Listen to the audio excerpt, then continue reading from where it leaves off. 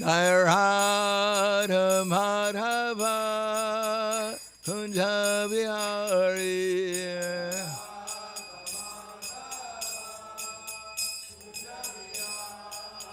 Jai Radha Madhava Kunja Bihari.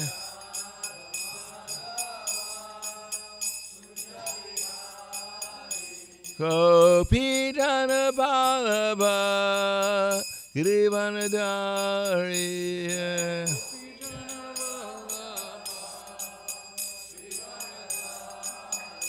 Gopi Jana Ballabha Girivanadari.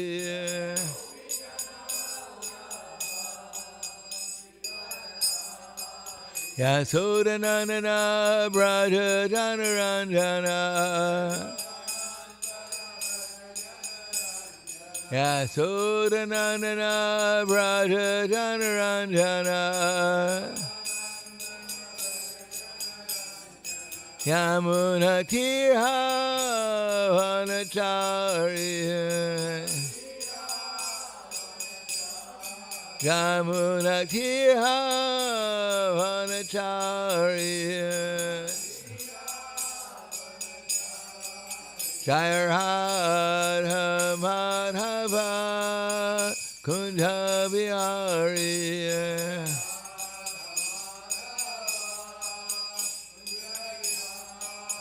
Jai Radha Madhava Kunja Bihari.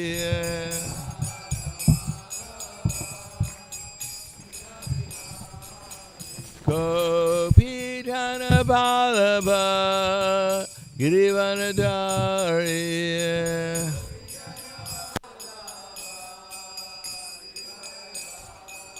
Gopi Jana Ballabha Girivanadari.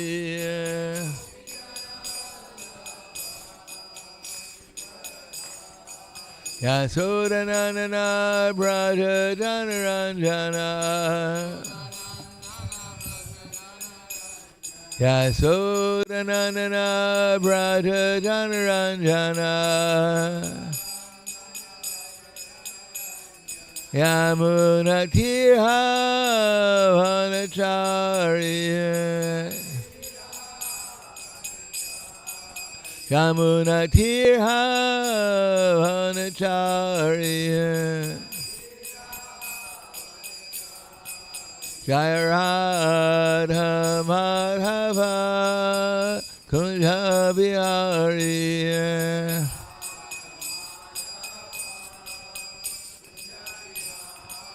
Jai Radha Madhava Kunja Bihari.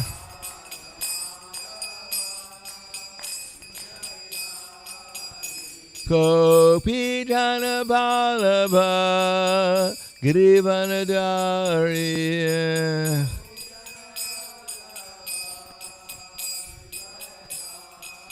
Gopi Jana Ballabha Girivanadari.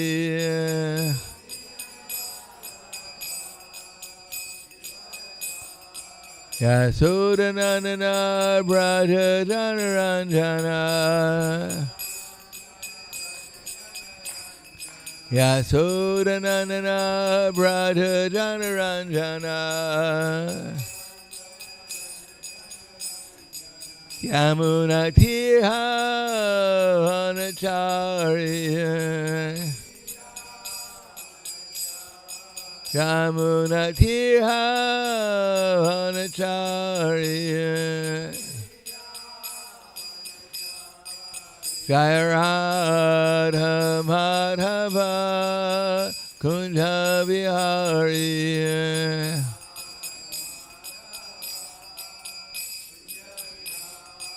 Jai Radha Madhava Kunja Bihari.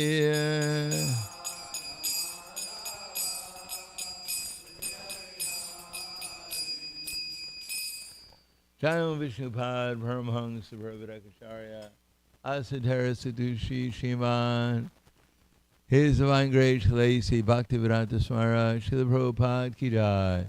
Gaur Premanande Haribol. Glorious to the sound devotees. All glorious to Shri Guru and Shri Gauranga. Om Gyanantimirandasya Gyananjana Salakaya Chaksur Militam Yena Tasmai Shri Guruve Namaha Shri Chaitanya Manobishtam Stapitam Yena Bhutale Swayam Rupa Kadamayam Dadati Swapadantikam Vandeham Shri Guru Shri Yuta Parakamalam Shri Guru Vaishnavam Cha Shri Rupam Sagrajatam Sahagana Raganatam Vitam Tam Sajivam Sadvaitam Sabadutam Parijana Saitam Krishna Chaitanya Devam Shri Radha Krishna Padan Sahagana Lalita Shri Vasakans Vitam Scha Hey Krishna Karna Sindho Dinabando Jagatpate Gopesha Gopika Kanta Radha Kanta Namostute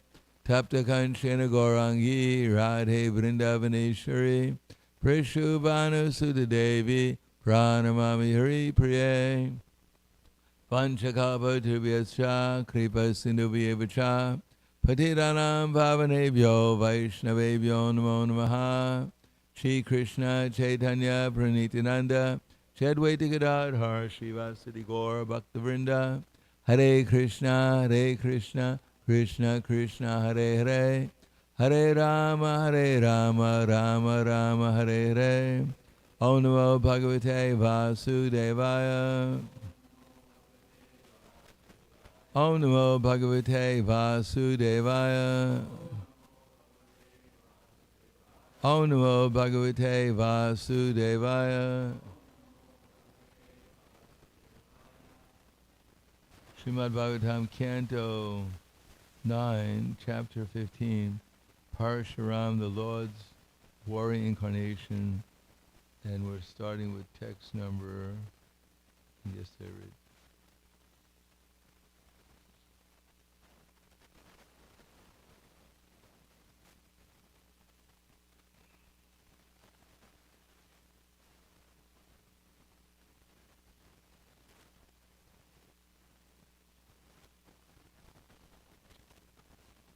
We read about the Karmaduk cow yesterday.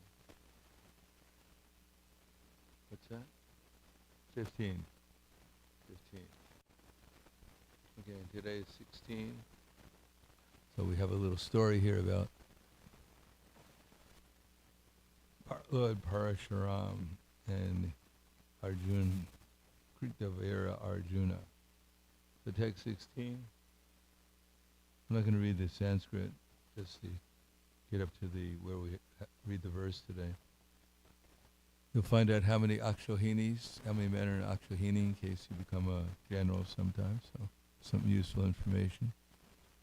King Parikshit inquired from Shukadeva Goswami, what was the offense of the Kshatriyas who cannot control their senses committed before our Lord Parashuram, the incarnation of the Supreme Personality of Godhead, which the Lord annihilated the Kshatriya dynasty again and again. Shukadeva Goswami said, the best of the Kshatriyas, Karta Virya Arjun, king of the Hihayas, received 1,000 arms by worshipping Dattatreya, the plenary expansion of the Supreme Personality of Godhead, Narayan. He also became undefeatable by enemies and received unobstructed sensory power, beauty, influence, strength, fame, and mystic power, by which to achieve all the perfections of yoga, such as anima and lagnima. Having become fully opulent, he roamed all over the universe without opposition, just like the wind. Once, while enjoying the water of the river Narmada, the puffed-up Kartavira Arjuna, surrounded by beautiful women and garland of victory, stopped the flow of the water with his arms. Because Kartavira Arjuna made the water flow in the opposite direction, the camp of Ravana, which was set up on the bank of the Narmada near the city of Mahishmati, was inundated. This was unbearable to the 10-headed Ravana, who considered himself a great hero and could not tolerate Kartavira Arjun's power. So this is Treta Yuga. Purport: Ravana was out touring to gain victory over all other countries, Digvijaya, and he had camped on the bank of the Narmada River near the city of Mahishmati. When Ravana attempted to insult Kartavira Arjuna in the presence of the women and offended him, Kartavira Arjuna easily arrested Ravana, put him in custody of the city of Mahishmati, just as one captures a monkey and then released him neglectfully. So just imagine how powerful Kartavira Arjuna was. Once when Kartavira Arjuna was wandering unengaged in a solitary forest and hunting, he approached the residence of Janmadagni. Purport: Kartavira Arjuna had no business going to the residence of Janmadagni, but because he was puffed up by his extraordinary power, he went there and offended Parashuram. This was a prelude to his being killed by Parashuram for his offensive act. So that's just to give us an idea that Ravana was so powerful that he put up a fight against an incarnation of God, Lord Ramachandra, but he was captured just like a monkey by Kartavira Arjuna, who was defeated by Parasuram. So just imagine how powerful Parasuram was. The sage, Janmadagni, who was engaged in great austerities in the forest, received the king very well, along with the king's soldiers, ministers, and carriers. He supplied all the necessities to worship these guests, for he possessed a Kamadhenu, a cow, that was able to supply everything. Purport: The Brahma Samhita states, the Brahma Samhita informs us that in the spiritual world, especially the planet of Goloka, Vrindavan, where Krishna lives, is full of Sarabi cows, Sarabira Avipalyantam. The Sarabi cow is also called Karmadenu. Although Janmadagni possessed only one Kamadhenu, he was able to get from it everything desirable. He was able to receive the king along with the king's great number of followers, ministers, soldiers, animals, and palanquin carriers. When we speak of a king, we understand that he is accompanied by many followers. Janmadagni was able to receive all the king's followers properly and feed them sumptuously with food prepared in ghee. He was astonished at how opulent Janmadagni was possessing only one cow, and therefore he became envious of the great sage. This was the beginning of his offense. Parasuram, the incarnation of the Supreme Personality of Godhead, killed Kartavira Arjuna because Kartavira Arjuna was too proud. One may possess unusual opulence in this material world, but if one becomes puffed up and acts whimsically, it will be punished by the Supreme Personality of Godhead. This is the lesson to learn from this history in which Parasuram became angry at Kartavira Arjuna and killed him and rid the entire world of Kshatriyas 21 times. Text 25. Kartavira Arjuna thought that Janmadagni was more powerful and wealthy than himself because of possessing a jewel in the form of a Karmadhenu. My mother used to say, no matter how good you are, there's always someone better. I'm having a little trouble with the mic online. I'm just going to switch it.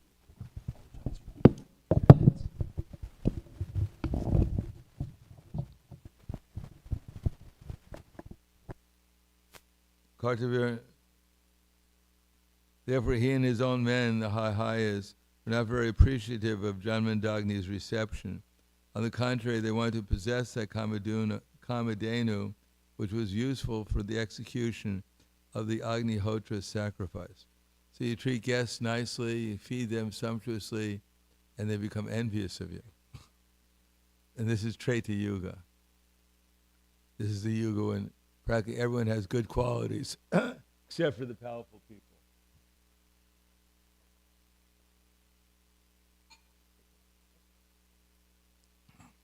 Anyhow, be careful who you invite into your home, who you feed. What's that? This is supposed to be the age of quarrel and hypocrisy.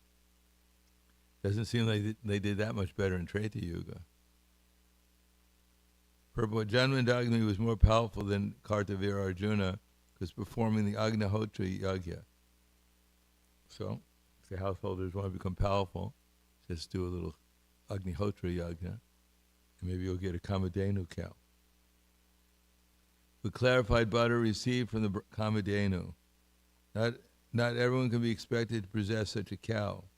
Nonetheless, an ordinary man may possess an ordinary cow, give protection to the animal, take sufficient milk from it, and engage the milk to produce butter and clarified ghee, especially performing the Agnihotra Yagya. This is possible for everyone. Thus, we find in the Bhagavad Gita, Lord Krishna advises us, Go Raksha, protection of the cows. Is this what I read yesterday? Oh, you should have told me this. So, anyhow, let's go on. Being puffed up by material power, Kartavya Arjuna encouraged his men to steal Jamadagni's Kamadhenu. Thus the men forcibly took away the crying Kamadhenu along with her calf to Mahishmati, Kartavya Arjuna's capital. Purport: the word Havidanam is significant in this verse. Havidanam refers to a cow required for supplying havi or ghee for the performance of ritualistic ceremonies and sacrifices. In human life, one should be trained to perform yagyas.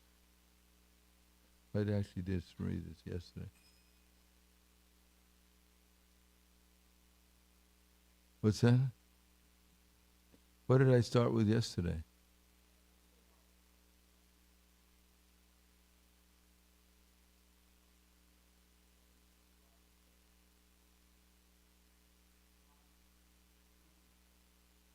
Okay, that's what I thought. We informed them about and Havidanam refers to a cow required for supplying havis or ghee for the performance of ritualistic ceremonies and sacrifices. In human life, one should be trained to perform yagyas. As we are informed in Bhagavad Gita, Jagannath karmanon yatra yoko yam karma bandhanai. If we do not perform yagya, we will simply work very hard for sense gratification, like hogs and dogs and hogs. This is not civilization. A human being should be trained to perform yagya. Jagnat bhavati parjanyo. If yagyas are regularly performed, there will be proper rain from the sky. When there's regular rainfall, there'll be regular rainfall. The land will be fertile and suitable, producing all the necessities of life. Yagna, therefore, is essential for performing yagya. Clarified butter is essential. For clarified butter, cow protection is essential. Therefore, if we neglect the Vedic way of civilization, we shall certainly suffer. For so-called scholars and philosophers do not know the secret of success in life. Therefore, they suffer in the hands of Prakriti, nature. Prakriti kriyamanani gunai karmani sarvashaha. Nevertheless, although we are forced to suffer, they think they are advancing civilization. Ahankara vimudatma kartaham iti manyate.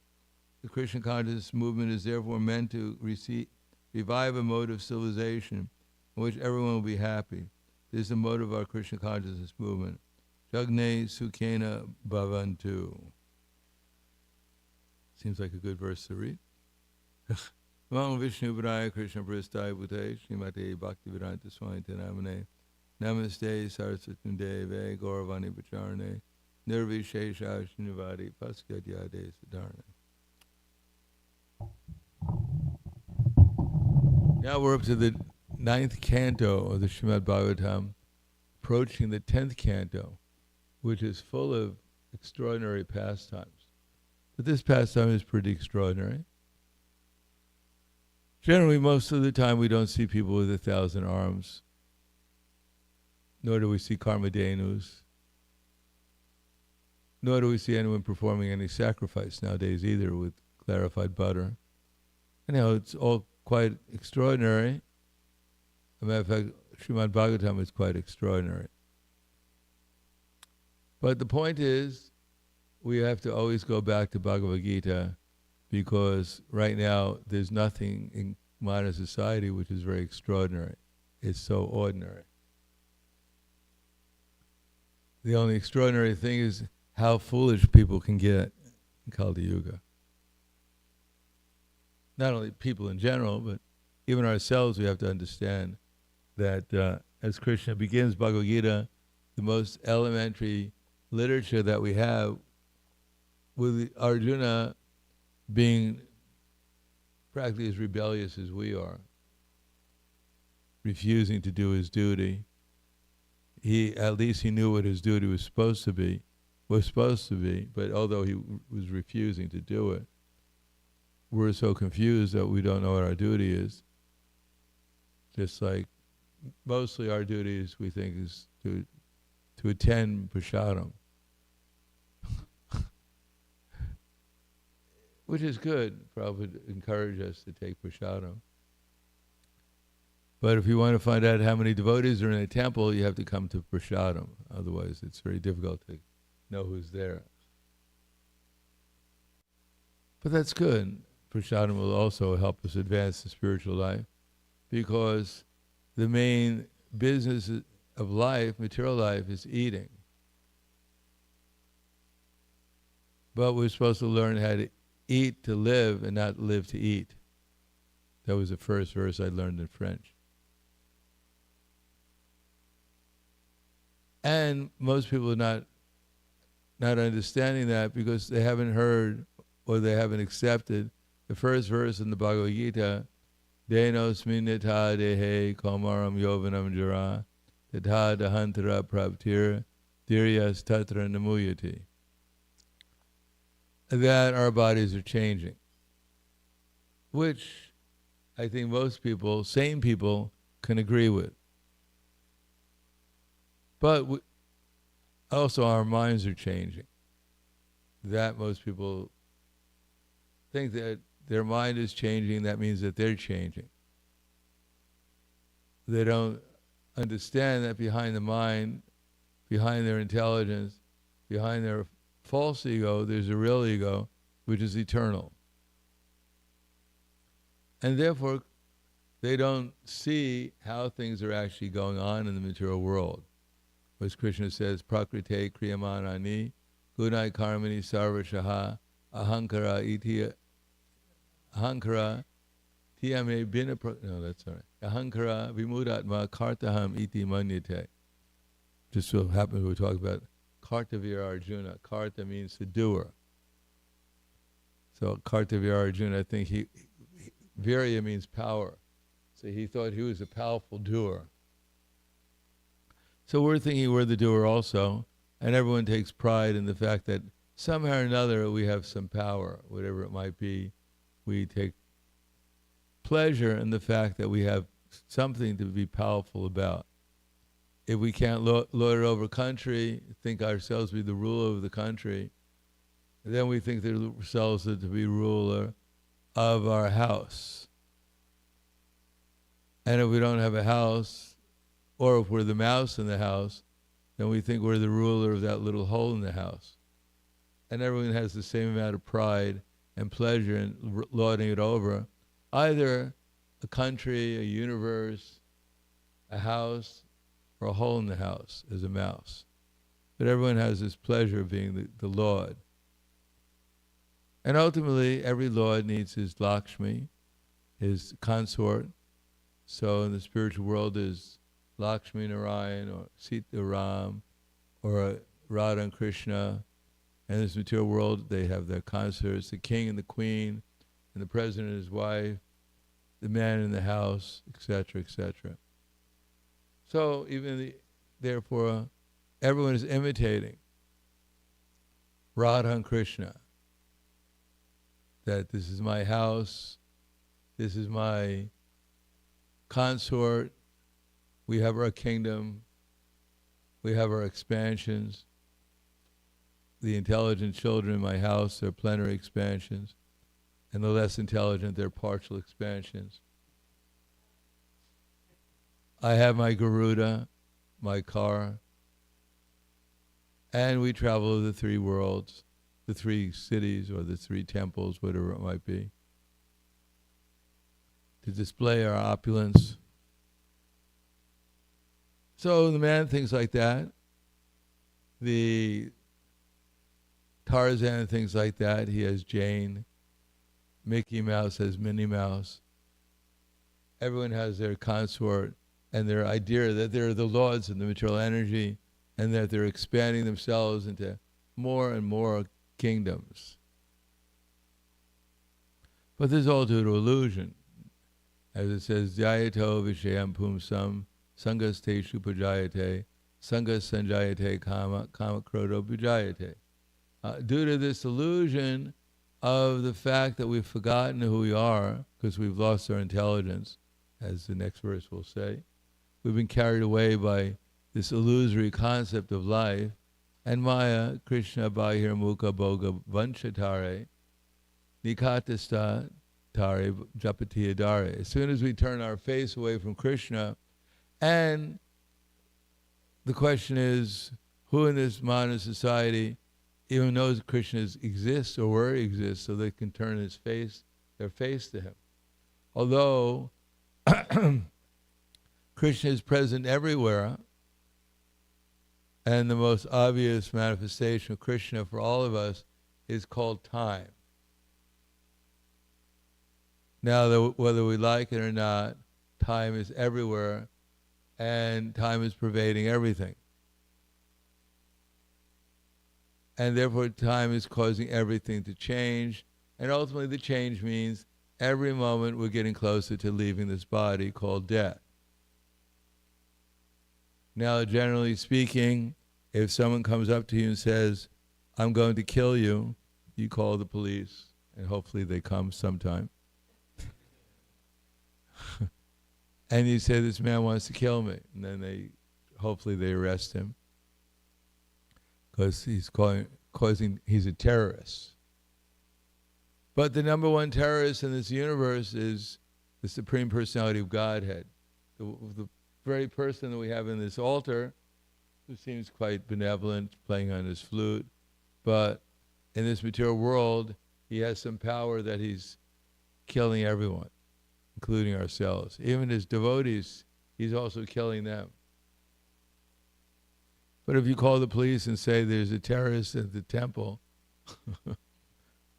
he's killing everyone, and they ask who it is, and you say it's Krishna, and they say, I don't believe in him. So he's safe, because no one believes in him. Therefore, he can go on with his killing business in the form of time. When Arjuna asked him, before you were a vegetarian, you seemed to be a reasonable person. Somehow or another, I asked you to show me some form of yours, and now I find out that one of your activities, you eat warriors on battlefields. I'm quite surprised. Not only that, but people who smoke is against the principles, but you're breathing fire out of your mouth. So Arjuna is quite shocked. So he asked Krishna, what is this horrible form of yours? What's the purpose? Pravitim, especially. So then Krishna says, Kalos mi lokashe krit pravrido, lokam samahartami ha pravritak, ite pitam naba vishanti sarve, ivastita pratnukesh yoda. Time I am, the destroyer of all the worlds, I have come to engage all of you. Except for you, the 5 Pandavas, everyone here is going to be slain. So our very dear friend Krishna is also the one who's killing everyone, including ourselves, who's changing our body at every moment, and there's nothing we can do about it. We can't go to Krishna and offer a prayer, Dear Krishna, can you please stop changing my body? It's very inconvenient. You're putting me in anxiety. Krishna will smile and go on with his business. There's no prayer we can offer. There's no way out of it. Everyone has a beginning and an end, and therefore Krishna says we have to learn how to tolerate, because he doesn't, time is there, and he's neutral.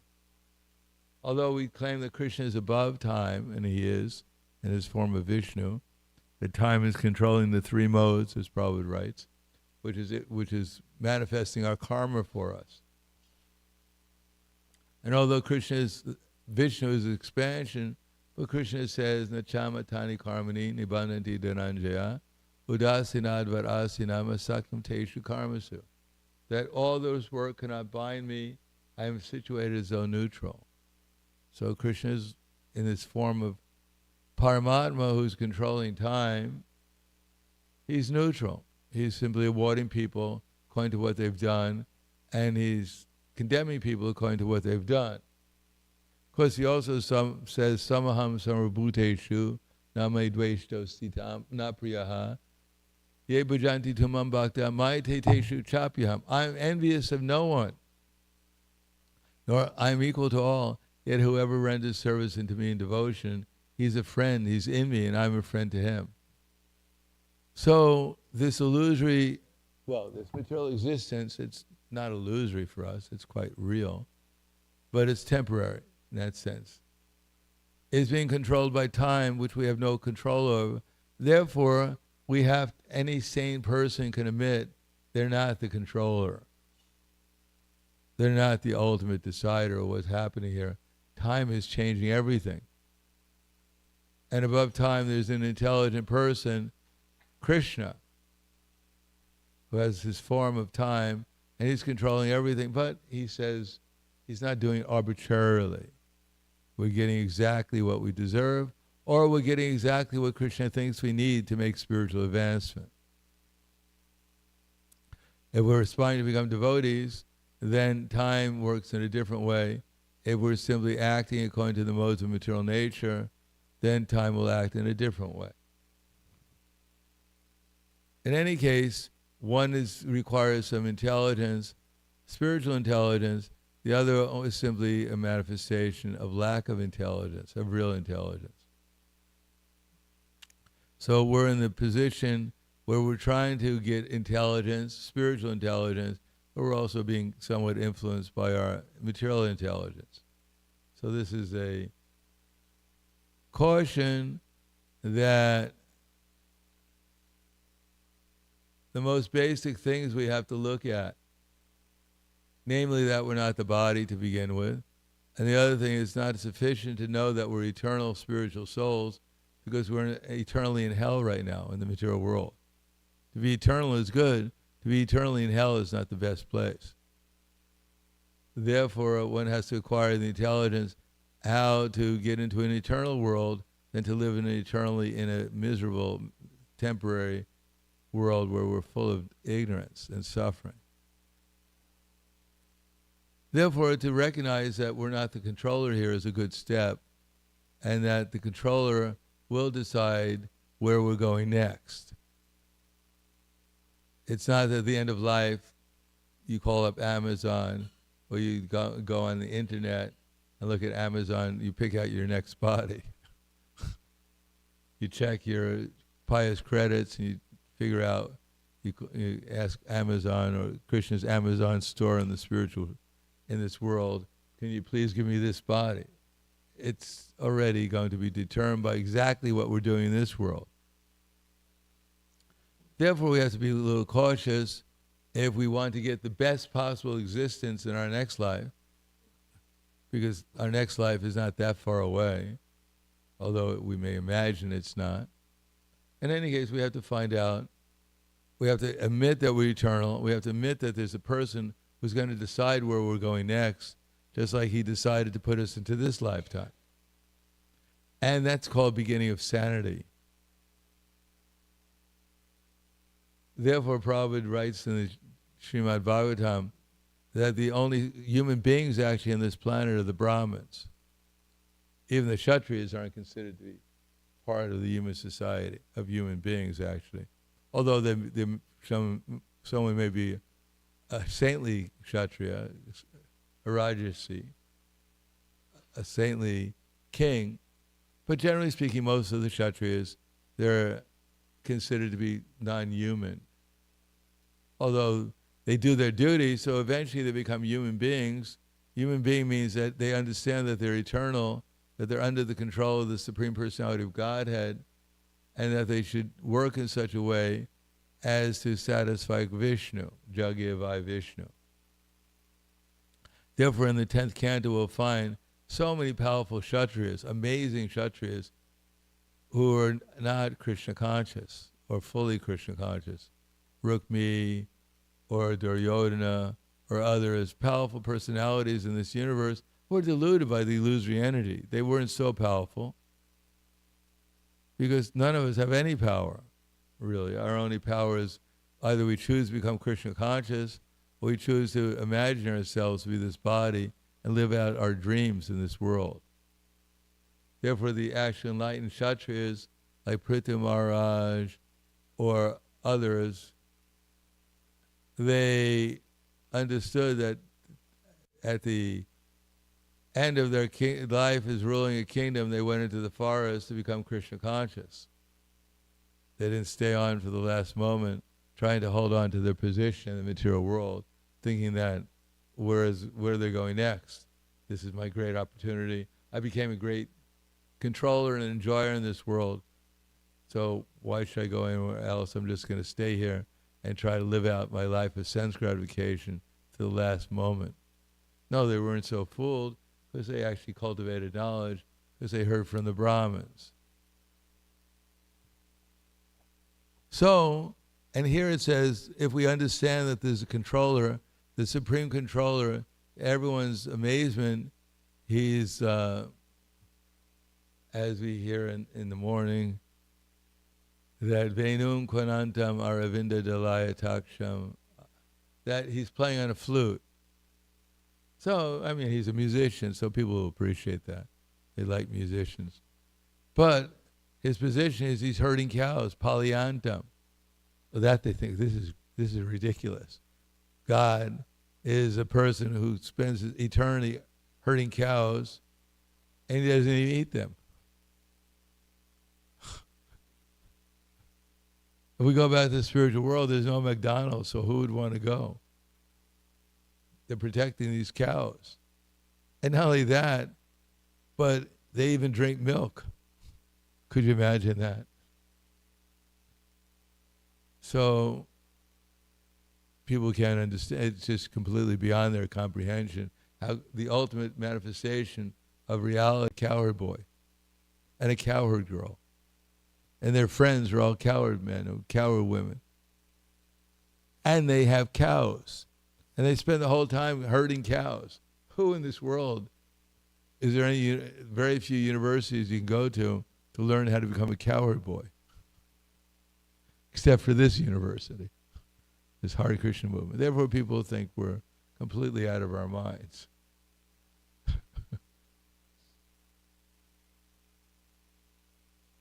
And what to speak of when they come here and they hear that they're reading about people or flying around in a swan. And they're not little green people, they have 4 heads. And another one of their personalities who rides around on a bull of all people, of all things, rides around a bull. He has a river flowing through his hair and has 3 eyes. So people think these people not completely out of their minds. And yet they have some philosophy that we're not this body. How could that be true? How can such crazy people, how could this be true that I'm eternal? How could it be true that this time is controlling everything? So it doesn't make sense to people. They have the most basic philosophy that's absolutely real, and yet they've gone off on a tangent somewhere about people riding around in swans and peacocks and whatever. That are the person who created the universe lives on a lotus flower. I mean, these people must have been taking drugs or something. That's what they usually thought, we were taking drugs. I remember when I was in Buffalo, 1969, in the temple there, the police suddenly raided us because they heard we had drugs in the temple. Looked all over, they couldn't find anything. Because people are thinking these people are happy, they're dancing on the street. You know, the hairless Hare Krishnas are dancing in the street in the middle of winter in Buffalo, selling this magazine about four-headed people and a coward boy. And they're always so happy. They must be taking drugs. They think that Vyasadeva was sitting on the Himalayas, bored to death, just trying to meditate, looked around. There were so many herbs around, he started to experiment, and he got inspired to write the Srimad Bhagavatam. But still they can't deny when you say, they can deny, because you tell people that their body's changing, but they're not changing. They can't conceive what you're talking about. And even if they can conceive what you're talking about, they can't take it seriously. Just like we don't take it seriously either. What to speak of others. In the spiritual world, sometimes, well, even on Gokula Vrindavan, sometimes the coward ladies or the coward boys, they talk about how Krishna might be the Supreme Personality of Godhead or a demigod. But none of them take it seriously because they're in love with him. Therefore, they don't really consider it. Although Krishna does extraordinary things, lifting up Govardhan Hill with one pinky, holding it up for 7 days, but no one takes it seriously there. They say maybe Nanda Maharaj was holding up with his coward stick, with a coward man. Similarly, we know we're not this body, but because of our attachment to the material nature, we don't take it very seriously. And what to speak of someone who doesn't know that they're not their body? And then if they're told about time, about death, they think, well, you're being really pessimistic. You know, we have our scientists. They've gone to the moon. They've gone to Mars. They've made computers. Even our memories are going away. We can't remember where our computer is, but we have confidence that everything I need to know is in that computer. My memory is decreased. I don't even know who I am, but the computer knows everything. So the computers, their memory is increasing and our memory is going down every day. And we're proud how intelligent we are. In any case, we know we're not this body, but we don't take it seriously. And people don't know they're not their body. They're completely serious about material existence. And they don't want, many people don't want to hear anything else. Because it's, well, you know, what. First of all, we have no respect in society in general for most people. They think, well, they're nice people, you know, they're kind of fun to watch. See some crazy people dancing on the street or shouting some names or whatever. They have nice music. Some of them actually play and they know the beats. Some people tolerate us. They think it's amusement. And a lot of people would like to be free and dance on the street. That's what, you know. They take drugs and they try to imitate that feeling of freedom, but they see devotees just seem to be free from anxiety till they join the Hare Krishna movement and they find out what's really going on. That we're also struggling to come to the platform of understanding that we're not this body and accepting that Krishna is everywhere in the form of time. That he's controlling everything. That it's not just a theory that Krishna is God, it's a reality. And we can go on about Bhagavan, but the whole thing is we have the only science that actually is true, and everyone else is just living in an imagination. The question is, we have to wake up too, and accept this gift that we've been given and take it more seriously. And that's what material nature is helping us do. So here it says that if we neglect the Vedic way of life, if we neglect the Vedic way of civilization, we shall certainly suffer. So-called scholars and philosophers do not know the secret of success in life, therefore they suffer in the hands of Prakriti, nature. Although we're thinking we're advancing, yeah, we're advancing, we're going to hell as quickly as possible. Before, people had to take a bullock cart to hell. Now they have a jet plane goes there. or a rocket ship. We'll get there before the Yamadutas can get back. And yet people are so proud. They think that things are going to improve. But actually, unless we accept these basic principles, and then we can become a little humble, that God may be a person, first of all, and that he's a more powerful person than we are, and that he can do anything. He can even herd cows. But they're not ordinary cows. Here is a Kamaduk cow, that even the most powerful person in the universe, Kartavya Arjuna, was envious because the sage, Jamadagni, had one Kamaduk cow, and Krishna has unlimited, Sahasra. And not only Kamaduk cows, he has unlimited goddesses of fortune who are serving him. And that's just his expansion. So therefore, and practically speaking, when we accept we're not this body, then we have to accept everyone else is not their body. And we accept everyone else is not their body, we're all being controlled by Paramatma, his form of time, either as under the internal energy, Yoga Maya, is manifesting our devotional activities, or as Mahamaya, manifesting our karmic activities. In any case, it's all being manifested by Krishna. The only difference is some souls are desiring to serve Krishna, and some souls are desiring to serve the illusory energy. So our business is to become intelligent enough to desire to serve the spiritual energy, and that means to help other souls become intelligent enough to do that also, rather than becoming envious, like Kartavya Arjuna is envious of Janmadagni. Rather than becoming envious of people who are desiring to serve the illusory energy, as soon as we become like that, then we're under the illusory energy ourselves.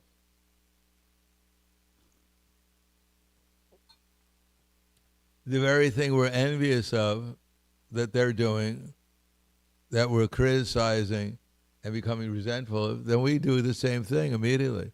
And the same immediately when we start appreciating those who are desirous to perform devotional service, then we start performing devotional service. That desire, just that ability to appreciate those who are performing devotional service. And is it very complicated? No, it's to understand, to see reality, that we're eternal, we're under control of Krishna in the form of time, and Krishna is the ultimate goal of everything. He's the unlimitedly attractive person. There must be an unlimitedly attractive person. Otherwise, how do we become persons? So just to understand these basic things, that although he comes as a cowherd boy or whatever, 4 arms is Narayan, to accept him, and then understand Mogaisha Moga Karamano Moga Jnana Vicheta Saha Rakshasim Asanim Chaiva Prakriti Mohanim Shritaha.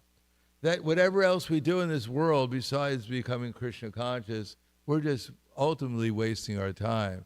And even if there's some progression in material life, from karma yoga to jnana yoga to astanga yoga to Krishna consciousness, that's welcome, but we should understand that our hopes or our cultivation of, Mogaisha Moga Karmana, that in the meantime we're going to be deluded. Even when we take the indirect path, we're doing it under delusion, because we don't understand reality. But still, we have enough intelligence to make some progress through karma yoga, giving up the results of our activities, through jnana yoga, through astanga yoga. But ultimately, we'll be deluded. We'll live in delusion. So that's our problem, that we're performing devotional service and we're living in illusion at the same time. We're being deluded by the illusory energy, thinking I can gain something here, either in the form of material possessions or in the form of knowledge or power or whatever else. And therefore Krishna says, Daivi Mahatmanas tumam partha, Daivim prakriti mashitya, Vajnananya manaso, Gyaprabhutadev avyam. Those who are great souls are under the spiritual energy. They're fully engaged in devotional service because they know me as the Supreme Personality of Godhead, original and inexhaustible. So this knowledge of Krishna, that we're his servants, is so valuable that if we just apply it any time in our lives and our existence, which of course when we come to the temple, it's easier to apply, sadhana bhakti, but we have to apply it every stage of our life. Otherwise we come under the control of the illusory energy. And how do we apply it is very complicated. This whole philosophy, Satadam kirtiyanto mam yatantas chadrida vritaha namasyantas samam bhaktya nityukto pasade. It is extremely simple, at the beginning at least. That is, we simply glorify Krishna. We hear about Krishna, we find out how great it is. We try to use our intelligence to connect things so it becomes reasonable, becomes logical. Not that I'm reading this book, wow, is completely bewildering. Therefore, Bhagavad Gita is our basic book. Without understanding Bhagavad Gita, this whole thing will just seem like a fairy tale. Although Prabhupada gave us the Krishna book, but when devotees, they read Krishna book, they read it to their children before they took rest, so they could have a nice dream about Agasura or Trinakasura, or so they can dream of, nice things about all the demons. They thought it was fairy tales. Rather than, how else were we going to look at it? That these people, they fly around as tornadoes and pick up buildings and little boys and carry them into the sky, 800 yojanas high, and people, there's little big snakes who open their mouths and swallow whole millions of cowherd boys. How else are we going to look at it? Unless we read Bhagavad Gita and get our intelligence on the ground, our feet on the ground, and understand this is real, and we're an illusion.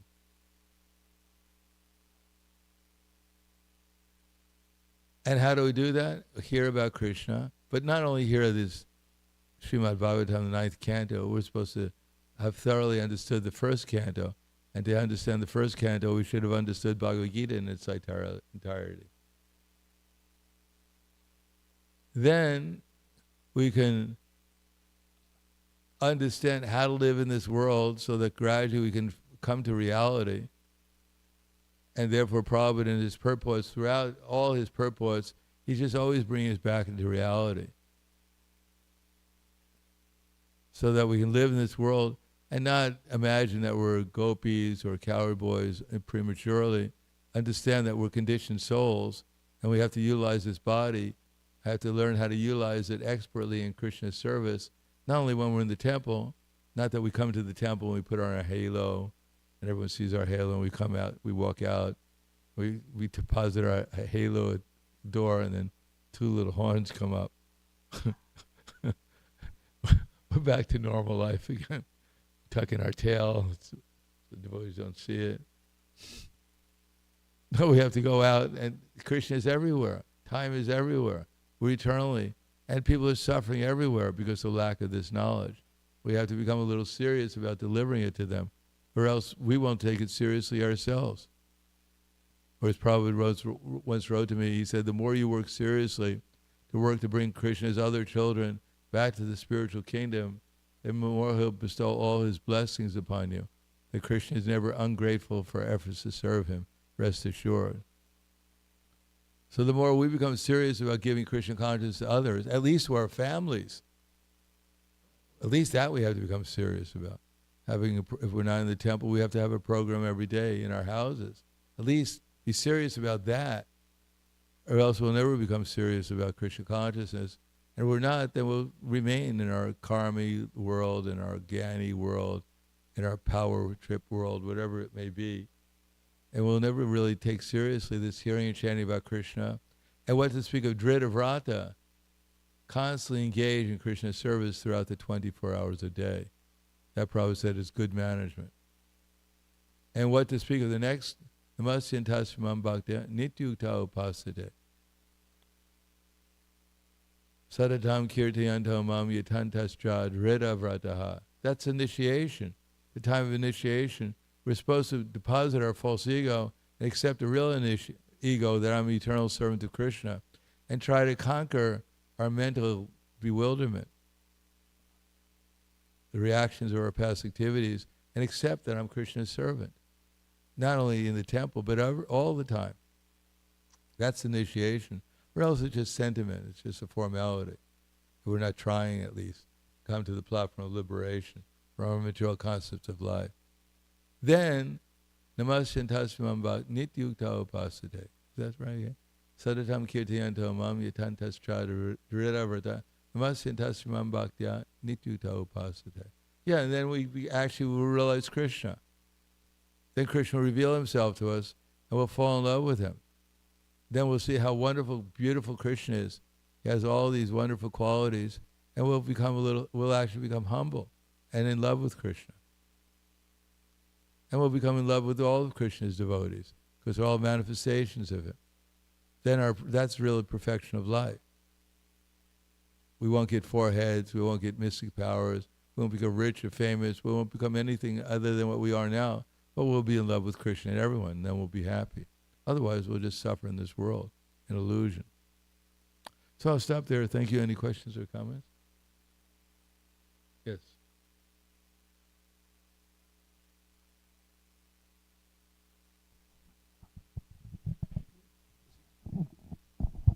Hare Krishna Maharaj, thank you so much for the wonderful class. Very enlightening. Sometimes we get this dichotomy of without boiling the milk, without developing our personal Krishna consciousness, working on ourselves, we have nothing to give. But then we also hear the other side in Prabhupada's commentaries and our scriptures that with sharing we expand our own, we learn, we become the number one student, and by sharing we enhance our own spirituality. So how can we understand these two sides? Well, I guess the first thing is to read Prabhupada's books. Find out what we actually have to give, what people need. Of course, Chaitanya Mahaprabhu says, Yari Deka Tarikaha Krishna Upadesh Amara Aga Guru Karahe Desh. Whoever you meet, you should tell them about Krishna. What that takes intelligence, because we don't want to agitate people's minds. We want to introduce Krishna consciousness appropriately according to people's level of understanding it. But what people do understand immediately is our attitude. Simply if we actually think about what I should give to people, who this person is, what the circumstances are, just by thinking about that, people will become impressed with the fact that we're thoughtful. Matter of fact, when I have a GBC zone, which is sometimes I have quite interesting personalities in my GBC zone. So sometimes I think I know what actually people need, and I tell them that they don't. That's the last thing I want to hear. But if I sit there and I listen to what they tell me I have to know, what I need, and I listen to them, then they actually become impressed by that.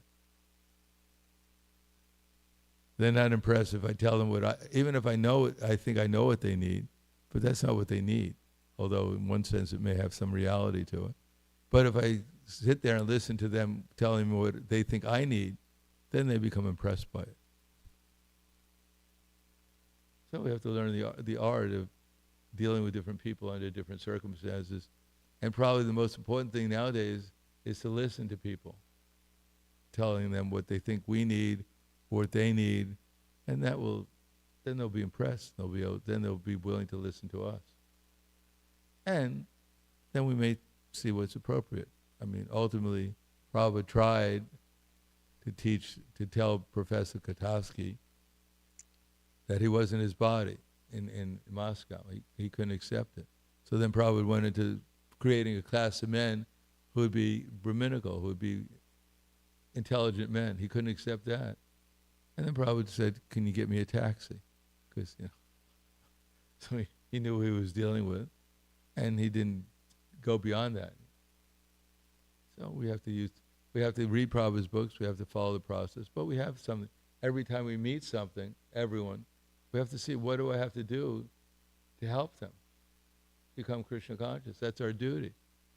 If we don't know the answer is, it's like when Dhruva Maharaj was entering into the Vaikuntha airplane, when it came to take him to Dhruva Loka, he didn't know what to say.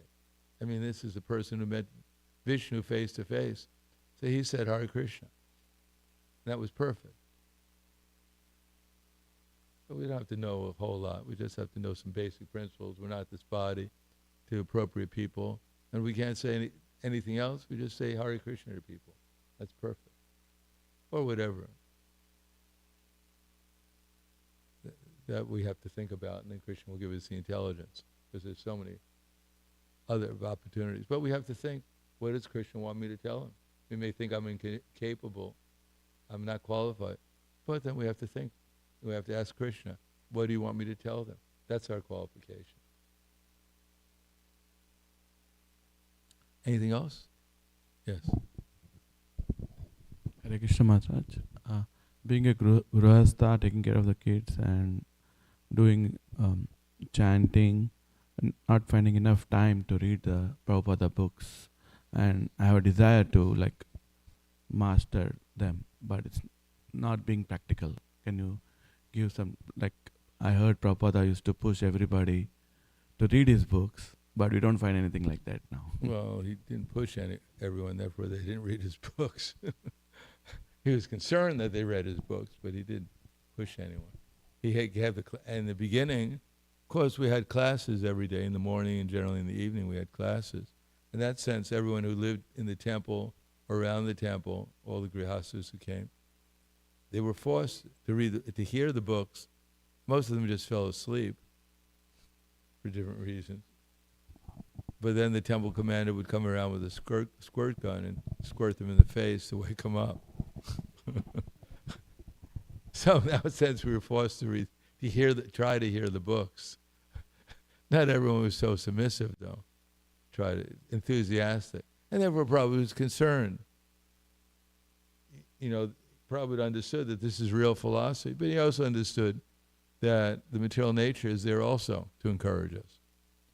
If we don't accept the encouragement of a pure devotee, then material nature will come and encourage us to accept the mercy of the pure devotee. Will come and beat us until we accept it. So therefore there's a team between the spiritual manifestations of Krishna, his representatives, and his manifestation is the material energy. So they'll beat us, like the police beat people if they're not submissive, so to make them submissive so they can become good citizens again. So we don't have to. So we should try to, as Prabhupada said, we should get a full diet of Krishna consciousness every day. So certainly we have 5 minutes a day, 10 minutes a day to hear Bhagavad Gita. So read the first verse, Dharma Kshetra, Kurukshetra, Samaveda Yuttava, and try and memorize it. Try to understand it, how it's just spend 5 minutes a day, but memorize something so you can utilize it during the day. We don't have to get a whole lot of knowledge because generally speaking, we hear whole classes, we walk out, we don't even know who the lecturer was, which book we read. So at least if we walk out and remember that was the 9th canto, we're doing better than we did yesterday. We made some improvement. So we shouldn't get discouraged, just a little bit, read something and remember it, and then utilize it during the day, and that will be a great success. That will be one of the most important days of our existence. Yes?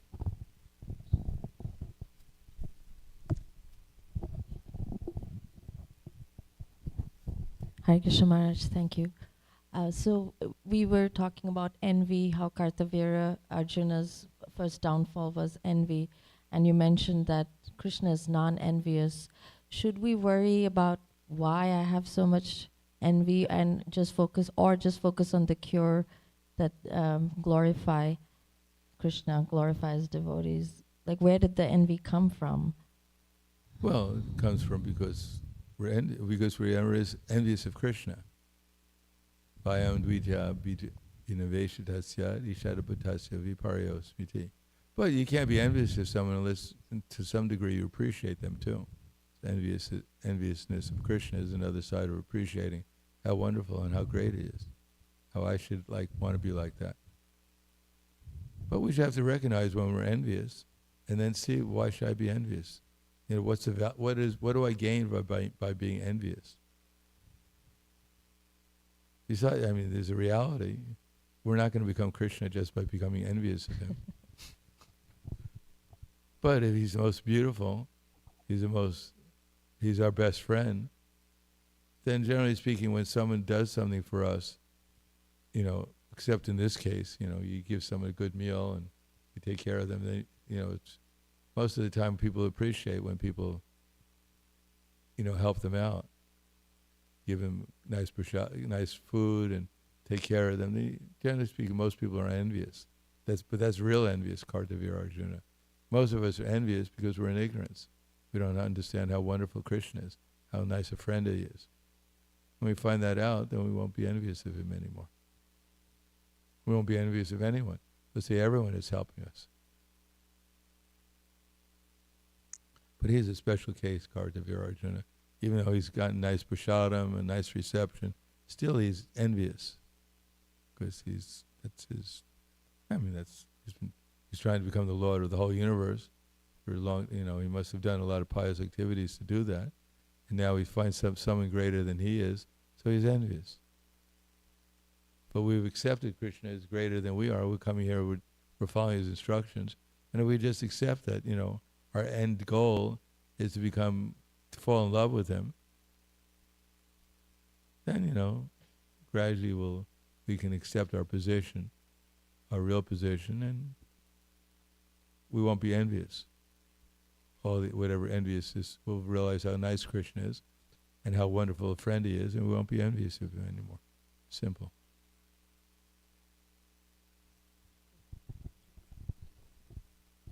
Jai Maharaj, so nice to see you and hear. So yesterday, our dear friend and Jagaranga came, and we read together. And he was mentioning that we were with Krishna, and then we somehow fell into this material energy, which is, Prabhupada says it's divine, it's coming from Krishna. Yeah. But so my question is, when we're speaking about envy, we've been stuck in this material world since time immemorial, it says. So was envy what brought us here? Envy of Krishna? That brought us into this? Well, whether it brought us here, but it keeps us here. Not only Krishna, we're envious of everyone here in the material world. That's the nature of the material existence. And if we try to do something under Krishna's directions and under the direction of his authority, try to do what he wants us to do, then these things will go away.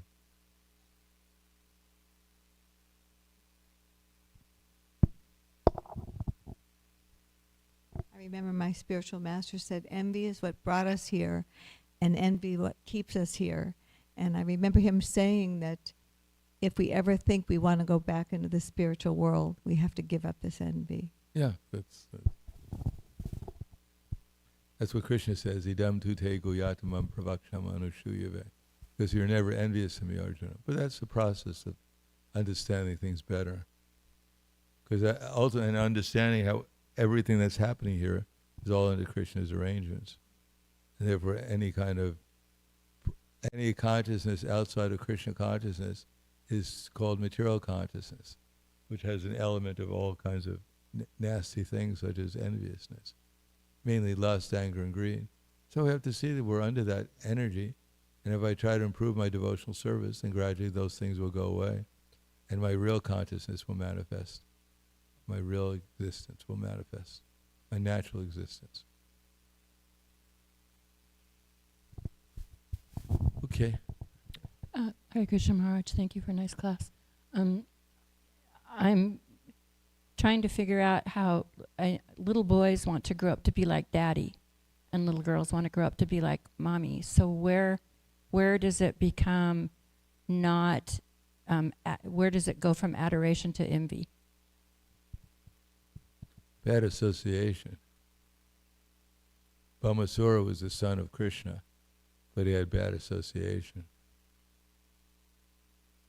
And therefore Bhamasura had bad association, therefore became a demon. So by bad association. And there's plenty of bad association. Just turn on Just go on YouTube or surf the internet. You'll find a lot of. It's all bad association, except for the Krishna consciousness. So there's plenty of, everywhere you go is bad association outside of Krishna consciousness. It's all producing simply enviousness. I remember walking here in Dallas one time on a morning walk with Srila Prabhupada.